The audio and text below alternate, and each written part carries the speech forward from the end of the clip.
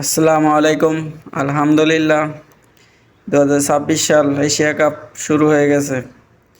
এর গ্রুপগুলো ভাগ করা হয়েছে।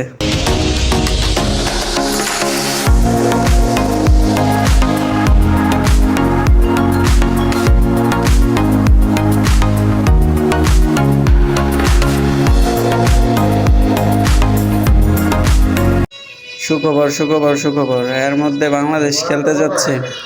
বাংলাদেশ মহিলা টিম এর মধ্যে অংশগ্রহণ করবে। 12টি টিমে বিভক্ত করা হয়েছে।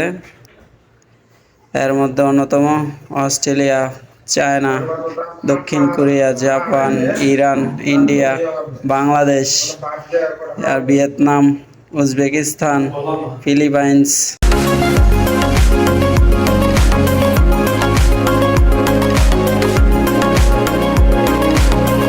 পয়েন্ট টেবিলে শীর্ষে থাকা 4টি দল হলো অস্ট্রেলিয়া, জাপান, চায়না আর কোরিয়া, দক্ষিণ কোরিয়া এর মধ্যে অন্যতম। এই 4টি টিম সবচেয়ে সেরা।